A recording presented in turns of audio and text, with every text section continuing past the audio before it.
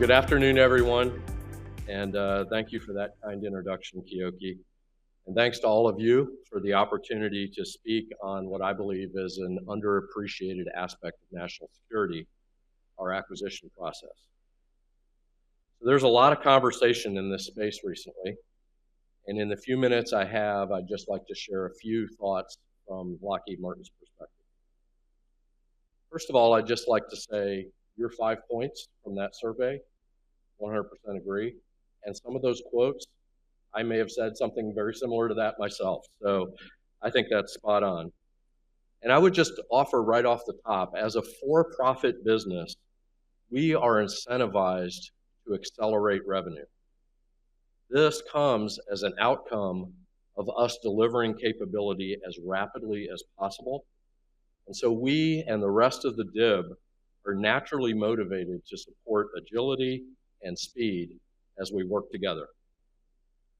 For that reason, and for the sake of increased deterrence demand, we've been advocating for acquisition process change for several years now, and we welcome the renewed enthusiasm on this topic. Hopefully it sticks, and we see substantive, lasting change as we strive to keep our customers ahead of ready. First thing I talk about just a little bit is why do we feel this sense of urgency at this point in time? So over the last several years, we've seen several external changes. First is a tremendous increase in global threats. I don't need to share very much about that with this audience, to be sure.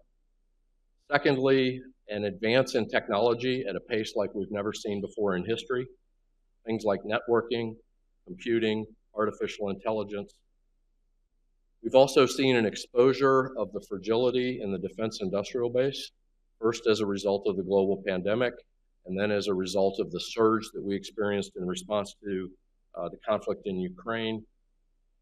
And that fragility is not just necessarily down in the supply chain, it's also a turnover in workforce. More than 50% of our employees now, and this is across the DIB, are less than 5 years in the industry. And so you have a lot of new people coming in who don't have the experience of the folks that they're replacing. And recently, we've added to that list international competitors that are now starting to fill the demand and try to meet the demand, as well as an increasing demand around the world for national sovereign capability. Now, in response to that, we've taken a variety of actions. We've established several commercial partnerships with companies like NVIDIA, Microsoft, Verizon, and are bringing their significant investment in new technology to bear on our customers' needs. We're also making significant investments in networking and artificial intelligence on the order of several $100 million a year over the last several years. We are increasingly becoming a digital enterprise. We are completely transforming our processes and our infrastructure with a multi-billion-dollar investment that we call 1LMX. And we are making targeted improvements in our supply chain. We have more than 13,000 members in our supply chain, more than half of which are small businesses. And what we've seen over the last several years is several members of our supply chain are no longer sharing the mission focus that we have, and we are having to find folks that can be alternate suppliers to them to bring them in. And then lastly, we are making and have had to make several capital investments ahead of contracts to keep up with the capacity demands. But as we accelerate our pace, the acquisition process has to accelerate as well. We are running this race together. So here are a few areas that we're looking at to be prioritized. I understand that earlier today, a topic was brought up about patriotic capitalism. And I am going to appropriate that term and use that because folks in the DIB and our shareholders have been doing patriotic capitalism for as long as I can remember. But the first topic I really want to talk to is how do we expand that patriotic capitalism to get access to capital markets for investment where we have a need for capacity. As you know, the annual budget process and the conditions surrounding that funding often limit the investment calculus within our industry. Regulations hamper exploration of alternative financial models that include third-party investment. An example of this is when you see a demand that you know is coming, you often have third-party investors that approach us and say, we would like to invest with you in meeting that demand. Even if you don't have a contract yet, we know that there's going to be significant increase. However, current regulations don't allow for the cost of financing to be part of meeting that demand. So we would ask that you would explore waivers and regulation changes to enable external investment to be more rapidly applied in the defense industrial base. Now, multi-year procurements are getting at this issue, and that is incentivizing some level of investment in capacity and cost reduction. But that leads me to another area where I think we need to pay some attention. As we increase the quantities in multi-year procurements, what that does is that has the effect of lowering down into the supply chain the area where we have to apply TINA thresholds. For example, we're now looking at doing 19,000 guided MLRS rockets a year, and we are having to go out to suppliers now who have never provided cost and pricing data and asking them to bring that forward in a way that's compliant. And we're talking about suppliers that are producing things like fasteners and small metal back shells on connectors. We would advocate for a percentage of the bill of material as opposed to a fixed threshold for TINA. On guided MLRS, 6 suppliers make up 70% of the bill of material. Something like an 80 or an 85% threshold as opposed to a fixed dollar amount, we think would be more appropriate. Secondly, we need to figure out a way, again, this is to one of Keoki's 5 points, to rapidly integrate commercial technology and practices. So this is a broad category, so I'll just hit a few highlights. As all of you know, investment in technology such as processing, network, artificial intelligence is orders of magnitude greater than what we're able to invest within the defense ecosystem. So our aim is to apply that technology and, most importantly, harden that technology for the environments that it has to operate in for military use. Within Lockheed Martin, we've started a couple of initiatives. One is LM Ventures.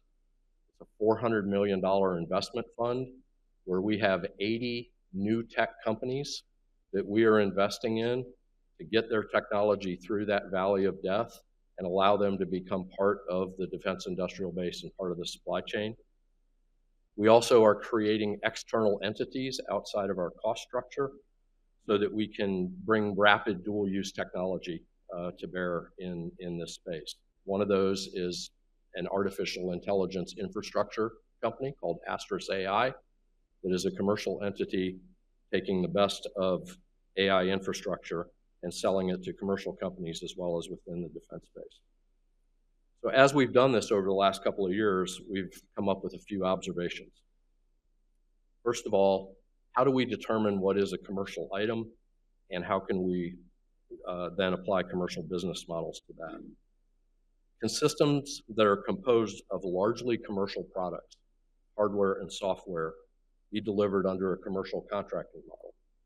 Many of our command and control and combat system capabilities are 70 to 80% commercial hardware and commercial software, and yet we still procure them under a FAR-based acquisition, and quite honestly, drive the suppliers of that commercial capability to distraction as we try to get the data from them to get the contracts working.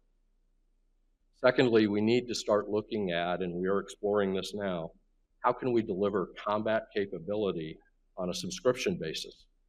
A good example of that is what we've recently done with the United States Navy, delivering Aegis AI-enabled detection capability now on a monthly update over the air to the ships in the Red Sea.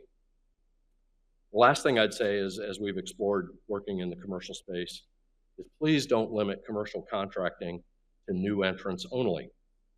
As we roll out new models, let everyone who will adapt to those new models compete. That way you'll get speed and the best capability. I'd also like to talk a little bit about defense industrial base resiliency. I know tomorrow you're going to have a working group addressing critical minerals and limited resource items.